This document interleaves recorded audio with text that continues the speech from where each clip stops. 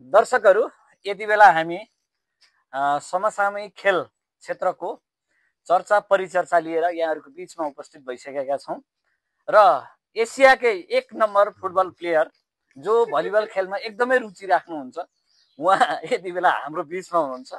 यहाँलाई कार्यक्रममा स्वागत छ। नमस्कार, धेरै धेरै धन्यवाद। जुन खालको झुटो खालको चाहिँ तपाईँले प्रशंसा गर्नुभयो त्यसको लागि चाहिँ म हृदयदेखि धन्यवाद व्यक्त गर्न चाहन्छु।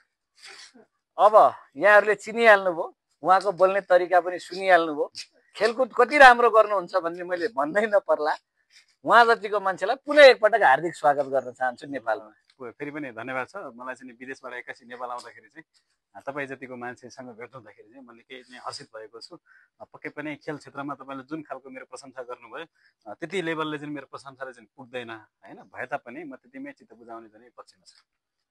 तपाईँ त एकदमै बेस्ट स्पाइकर रे भन्ने सुन्दैछु, होइन? तपाईँले स्पाइक चाहिँ कस्तो हान्नुहुन्छ? जुन प्रकारबाट मलाई बेस्ट स्पाइकर दिइयो त्यसमा म आफै पनि खुसी धेरै भएको अवस्था चाहिँ नि अब हो। तपाईँलाई धेरै धेरै धन्यवाद छ। एकदमै राम्रो स्पाइक गर्नुभयो भन्ने सुने।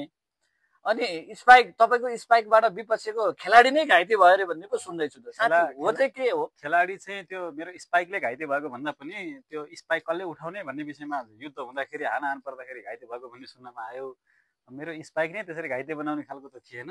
होचो मान्छे भए पनि डल्ले डल्ले ऊ तेज हे भन्ने एउटा जुन उखान छ त्यही अनुसार चाहिँ नि मैले स्पाइक हानेको हुँ र लागेको पनि हो। प्रतिपक्ष घायल भएर मैले पाएको हुँ, त्यसमा मलाई शङ्का नगर्नुहोस्।